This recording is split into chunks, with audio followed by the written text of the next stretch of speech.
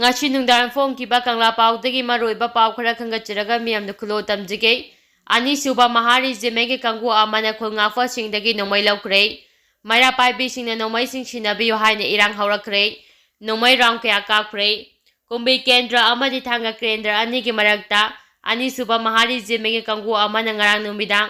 athengbada khulngafa sing phanaba hotnabada khulngafa sing adu masa hingnaba nanthokna sengkre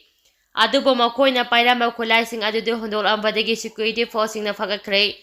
pawasi tabadagi mafam kayadagi lakpa maira paibising amadi ima ibel kayana kumbi police station mamangda irang horapaga loina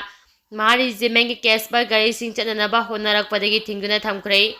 pawasina hairibadi ngarang amasing ngasiga lonaba ahing nongyai matungda kumbi amadi thanga kendra ani gi lonabada lairiba khulnga pa volunteer singna lairiba mafam aduda ani suba mahari jimengi tim amana koichinuna makoibu phananaba honarake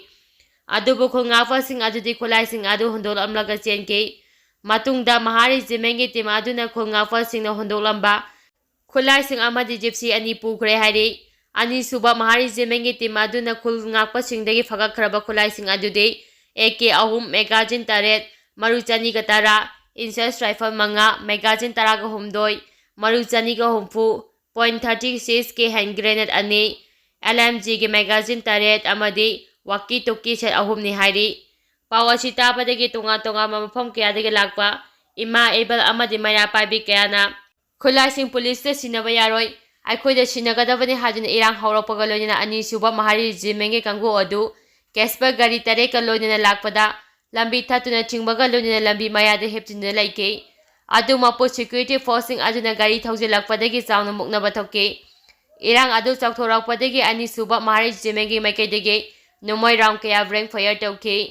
matungda kumbi kendra gi MLA samsam premchandra thanga kendra gi MLA T Robindro mahari jimenge makok thongbo official sing chief minister gi secretary ta unadina wari sanabada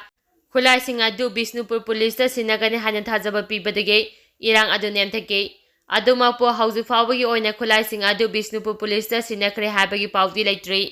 outer Manipur parliamentary constituency gi polling station tarukta ngasi amu hana bothadana khre sade at 1.16 bothadana ke ngasi outer Manipur parliamentary constituency gi polling station tarukta amu hana bothadana khre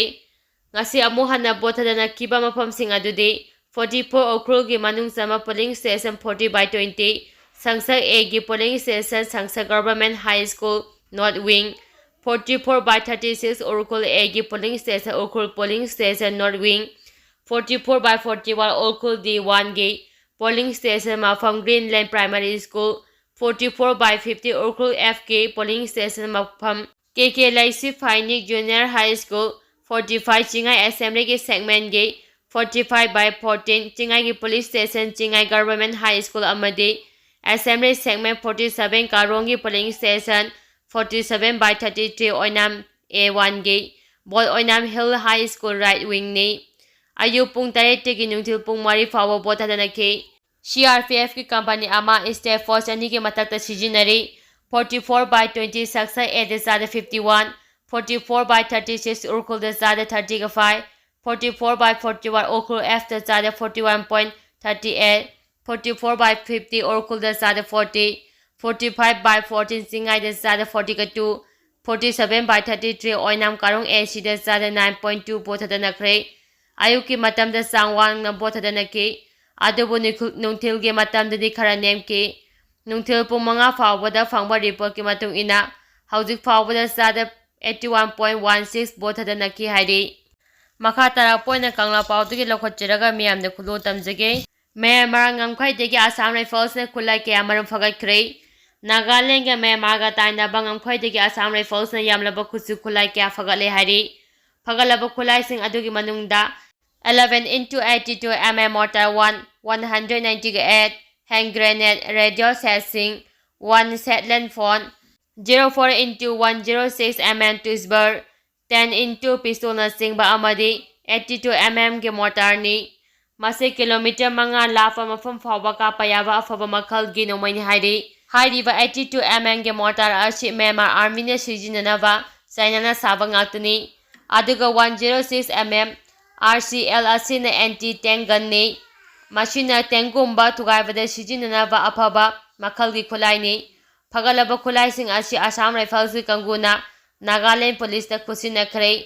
Loyana border paring da makhatana thiba humbagi thabaksu makha chathaba hokre hari. Tata ama lokhada ta chingkre gari ama mai chakre. Ngasi ayu pung 10 rom taba matamda Imphal Dimapur paring lambi gi Mau Police Station gi manung chamba maram amadi tabubi ani ge lonavada Manipur tamna changlakhiba pojai puba tata drug ama lokhada ta chinduna accident thokre. Laibak thiba thaudu aduda tata drug aduda puduna lakpa polamsing ama ata thokre. Thaudu aduda michi minaw yoramba yai haina thajanare. Hauzik phawbagi oinadi chap chaba paw phangba ngamdre. Amaramda ngasi ayu pung 10 makaram taba matamda Singjamai Police Station gi manung chamba Indore Myanmar Road ki Singjamai Mayamam Laikai mapada lambida thauduna lakpa kara ama mamang thangba engine gi sarukta khangauduna mai haugna chalakre haire. Thaudo aduda mioi amata aso apan yaukhiba leite adum oinamak gari mai chalakhiba aduda manak nakpada leiba mioi singi matengna mai adu khudukta muthapa ngamkhi haire.